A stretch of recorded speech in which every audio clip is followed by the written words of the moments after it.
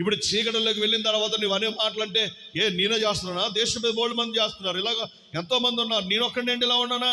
మీరు నన్ను చూసి మాట్లాడతారేంటి? బోల్డ్ మంది ఉన్నారు, ఇలా జీవించేవాళ్ళు అలాంటి వాళ్ళు ఉన్నారు. ఎంతమంది చూపించమంటారా? ఏ సంఘంలో లేదా అలా చూపించమంటారా? ఏ గుళ్ళో లేదో తెలుసా? మన గుళ్ళో లేదా? మన గుళ్ళో వాళ్ళు లేరా, ఏళ్ళు లేరా అని మాట్లాడేవాడు ఎవడో తెలుసా? చెడిపోయినాడు, బాగుపడలేడు. ఇంకా ఆల్రెడీ జయించాడు దాన్ని, కానీ జయించి లోపల నిలబడి తీరు మళ్ళా పడిపోయి మనం ఏమంటున్నారంటే ఎవరు లేరు. నువ్వు ఎదుటి వ్యక్తిని ఎప్పుడైతే నువ్వు కంపేర్ చేసావో, ఎదుటి వ్యక్తిని ఎప్పుడైతే నువ్వు మాట్లాడావో, నువ్వు అప్పుడే పడిపోయావు, అప్పుడే నువ్వు చీకటైపోయావు. నీ భక్తి నీకే, ఎవడో భక్తి నీకు ఆధారం అవుతుంది తెలుసా? ఎవరి భక్తి వారికి ఆధారం. నీ మార్గంలో నువ్వే వెళ్ళాలి. నా మార్గంలో నువ్వు 10 మందిని తీసుకుని వెళ్దామంటే నువ్వు వెళ్ళలేవు. ఆమె నీ నీతిని నీవే కాపాడుకోవాలి, నీ యథార్థత నీవే కాపాడుకోవాలి, నీకు నీవే కాపాడుకోవాలి. కానీ దేవుని ఎదుట నిన్ను ఎవడో రక్షించేవాడు ఎవడో లేడు. వాడిని వీడిని కంపేర్ చేసుకుంటే దేవుడు సరిలేరా నాయనా అని అనేవాడు అనుకుంటారా? ఆదాము అన్నాడు, ఈమె నన్ను మోసం చేసింది అన్నాడు. మోసం చేస్తే ఇద్దరు కూడా శపించి పాడేశాడు, ఇద్దరిని కూడా. ఆదామా, నీకు నోట్లోకి భోజనం వెళ్ళాలంటే నీ మొగపు చెమట ఎక్కడ తడవాలి? ఇప్పుడు భూమి నానితేగా నీకు ఆహారం లేదా అన్నాడు ఆయన. ఆదాము తప్పించుకోవడానికి ప్రయత్నం చేస్తే దేవుడు ఊరుకుంటాడా? ఇద్దరికి కలిసి చేశాడు శిక్ష, ఇద్దరు కలిపి శపించాడు దేవుడు. ఇద్దరు కలిగి లేకుండా పుట్టడం అనేది జరగదు. బాప్తిసం పొందమని ఆ రోజు అడిగితే మా మరిది గారు చెప్పకుండా, ఆయన సెలవకుండా నేను ఏం చేయను అన్నారు కదా. ఈ కాలు చేయి కూడా ఆయన బాగు చేస్తారేమో, మాట్లాడకండి అన్నాను నేను. మాట్లాడలేవు ఆవిడ దగ్గర, కంటి చూపు నోటు మాట పడిపోయినట్టు అయిపోయిన పరిస్థితి. అంటే ఆ రోజు అన్న మాట మళ్ళీ తిరిగి చెప్తారా మాట్లాడగారు? నాకు ఆవిడ కోపం వచ్చేసింది. ఆవిడకి, అమ్మ నేను నిన్ను కోపంతో లేదు ఇంకో దాన్ని అంటలేదు, ఇవాళ నువ్వు బ్రతుకున్నావు కాబట్టి హ్యాపీ. చనిపోతే ఏంటి నీ పరిస్థితి? ఎప్పటికైనా నీ హృదయాన్ని తెరుచుకో. ఎవరి కోసమో నువ్వు బ్రతకొద్దు, ఎవరో ఏదో చెప్తారనే ఆలోచన చెయ్యొద్దు. బ్రతుకు నీది, జీవితం నీది. ఇక నీ జీవితం మీద నీవు ఆధారపడి నీవు బ్రతికితే నీకు ఆశీర్వాదం, నువ్వు పరలోక రాజ్యానికి వెళ్తావు. నిత్య నరకాగ్నికి నువ్వు వెళ్ళొద్దు. ఎవరు కూడా రక్షించలేరు. దేవునికి స్తోత్రం కలుగును గాక, దేవునికి స్తోత్రం కలుగును గాక. చూడండి పిల్లరా, ఈ లోకమాల్యాన్ని, ఈ లోకములో ఉన్నదాన్ని దేన్ని నువ్వు అంటించుకోవద్దు అంటున్నాడు ఆయన. ఎన్నున్నాయి మనిషి చెడిపోవడానికి భూమి మీద? 1,00,000 ఉన్నాయి. వీటన్నిటిని తప్పించుకొని బ్రతకడమే క్రైస్తవ్యం. క్రైస్తవ్యం అంటే అన్ని చేయడం కాదు. క్రైస్తవ్యం అంటే తప్పించుకొని బ్రతకడం. ఈ లోకమాల్యాన్ని తప్పించుకోవాలి. లోకంలో జరిగేదాన్ని ప్రతి దానిని తప్పించుకొని బ్రతకాలి మనం. నువ్వు బ్రతికే దేనికంటే తినడానికి, ఉండడానికి, నీ బిడ్డలకు పెట్టుకోవడానికి వరకే నువ్వు బ్రతకాలి. ఇంతకు మించి నువ్వు ఒక బ్రతికేవనుకో, అది ఉంది, ఇది ఉంది, అది సంతోషం, ఇది సంతోషం, అది హ్యాపీగా ఉండాలి, అలా సంతోషంగా ఉండాలి అంటే దేవుని విడిచిపెట్టడం తప్పదు. ఓ రోజు ఒక స్త్రీ యేసుప్రభు వారి పాదాల దగ్గర పడిపోయినప్పుడు ఆమె అంటుంది, అయ్యా నన్ను ఎవరో శిక్షించలేదు, నన్ను ఎవరో శిక్ష వేయడానికి ఎవరు కూడా రాలేదు, కానీ నాతో పాపం చేయడానికి ఈ ఊళ్ళో జనమందరూ వచ్చారు నాతో. కానీ నా పాపాన్ని క్షమించడానికి ఎవడు?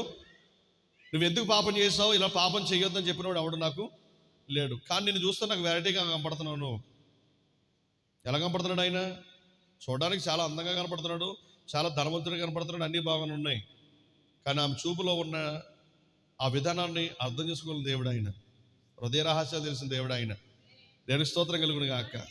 ఆమె చూపులో కూడా వేరే ఒక ఆలోచన కలిగి ఉంది. కానీ ప్రభు అన్నాడు, నేను కూడా నీకు శిక్ష వేయను, నేను శిక్షించను నిన్ను, కానీ పాపం చేయొద్దమ్మా అన్నాడు ఆయన.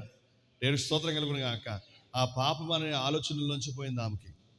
ఆ పాపం అనేది విడిచిపెట్టిన తర్వాత ఆమె చచ్చిపోయిందంటే, కానీ ఆ పాపం జోలికి ఆమె పోలేదు. ఎవరికి మాట ఇచ్చింది ఆమె?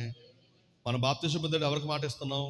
ప్రభువా నీ కొరకు నేను జీవిస్తాను, సావైనా బ్రతికైనా ఏదేమైనా కానీ నీ సన్నిధి నేను విడిచిపెట్టను, వాక్యం కొరకు నేను బతుకుతాను, నీ కొరకు నేను బతుకుతానని ఆ నీటి సాక్షిగా మనం ఏం చేస్తున్నామండి? అక్కడ ప్రమాణం చేస్తాం. పంచభూతాల సాక్షిగా మనం ఏం చేస్తాం? అక్కడ ప్రమాణం చేసి వాక్యం దగ్గర ప్రమాణం చేసి మనం బయటకు వచ్చిన తర్వాత మళ్ళీ నువ్వు అదే కొనసాగిస్తున్నావు అంటే ఏంటో తెలుసు ప్రారా, నువ్వు ఆరిపోయావు, నీ జీవితంలో ఆరిపోయావు. నువ్వు ఎవరో నీకు చెప్పవసరం లేదు, నువ్వు ఏం పని చేస్తున్నావు నీకు అర్థమైతే చాలు. చూడండి, కొంతమంది అంటారు, అయ్యా పాస్టర్ గారు చక్కగా మందిరంలోకి వచ్చేవాడండి, బాగానే ఉండేటండి, సిగరెట్లు తాగుతున్నాడేటండి ఆయన, మందు అవుతున్నాడేటండి ఆయన, వేరే పరస్త్రీలతో ఉంటున్నాడేటండి ఆయన. వాళ్ళు ఆరిపోయారు, ఆరిపోయినాడికి ఆరిపోయామన్న విషయం వాడికి తెలియదు. చెడు కార్యాలు చేసుకుంటూ, చెడు పనులు చేసుకుంటూ, ఆ చెడ్డ కార్యాల్లో మునుగు తేలుతూ అందులోనే జీవిస్తూ ఉంటాడు వాడు.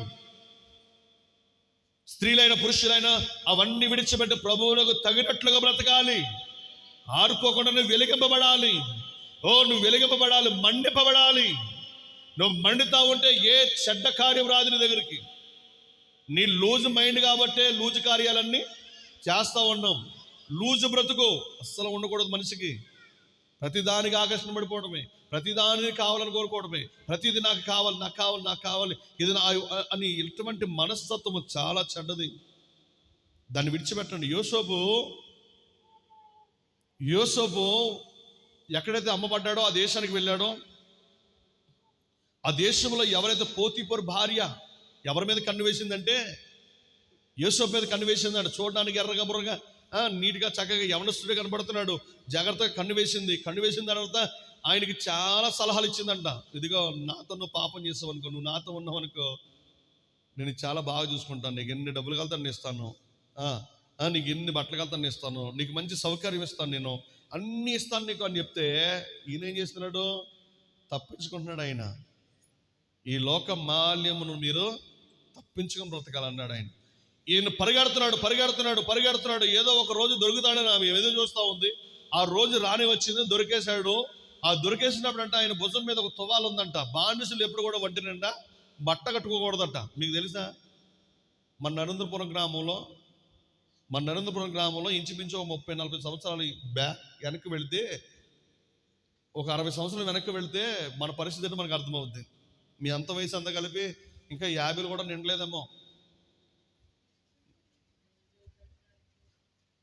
ఒక 60 సంవత్సరాల క్రితం జరిగిన పరిస్థితి ఏంటంటే, ఒంటి నిండా బట్ట కట్టుకోవడానికి లేదు, మనకి మంచి వస్త్రాలు ధరించడానికి లేదు, గోసి పెట్టుకోవాలి, ఆ భుజం మీద ఏం వేసుకోవాలి? తుమ్మాలు వేసుకొని తిరగాలి. అంటే మన బ్రతుకులు అప్పుడు ఎలా ఉన్నాయి? మన బ్రతుకులు బానిస బ్రతుకులు అయ్యి ఇప్పుడు బానిసత్వంలో ఉన్నంటి. మరి యోసేపు గారు ఎలా ఉంటాడు ఇప్పుడు? ఆయన ఒక చిన్న గుడ్డ కట్టుకుని ఉంటాడు ఆయన. ఆ భుజం మీద తుమ్మాలు ఉందంట. ఈలోగా ఆమెతో పాపం చేయమని ప్రేరేపణ కలిగిస్తూ ఉండగా, ఆమె నుంచి తప్పించుకొని పారిపోతూ ఉండగా ఆయన భుజం మీద ఉన్న తుమ్మాలు దొరికేసిందండి ఆమెకి. ఈలోగా భర్త చూసేసాడు. ఏం చేయాలి ఇప్పుడు? ఆ నింద ఆవిడ మీద వేయాలి. ఇప్పుడు నేను చేశానని చెప్పిందా? నేను చేశానని నా వల్లే నేనే ఇలా చేశానని చెప్పింది ఆమె? లేదు, ఇదిగో నీవు ఎక్కడి నుంచి తీసుకొచ్చావో వాడు నన్ను అవమానపరచబోయాడు అని చెప్పగానే బాధ కలిగింది. ఎవరికైనా కలిగింది కదా, కలిగింది. అయితే ఈయన తీసుకుని వెళ్ళి ఏం చేశారు? ఆయన్ని సెంట్రల్ జైల్లో వేశారు. దేవునికి స్తోత్రం కలుగును గాక. అతడు నోరు తెరిచి ఒక మాట కూడా మాట్లాడలేదు. నేను తప్పు చేయలేదు, నేను చేయలేదని అతను ఏ వాదన పెట్టుకోలేదు వాళ్ళతో. అలా మౌనంగా ఉండిపోయాడు. ఏం జరిగిందో జరగని అని అలా మౌనంగా ఉన్న తర్వాత కొద్ది కాలం అయిపోయిన తర్వాత దేవుడే ఆయన్ని బయటకు తీసుకొచ్చాడు. దేవునికి స్తోత్రం కలుగును గాక. యోసేపు ఏం తప్పించుకున్నాడు తెలుసా? ఈ లోక మాల్యములో అనే పాపములో పడకుండా పాపాన్ని తప్పించుకుని బ్రతికాడు ఆయన. ఆమేన్. దేవునికి స్తోత్రం కలుగును గాక. హల్లెలూయా. చూడండి పిల్లలు, ఇంకా మనం కొన్ని విషయాలు చెప్పుకోవాలనుకుంటే 27 చదువుదామా?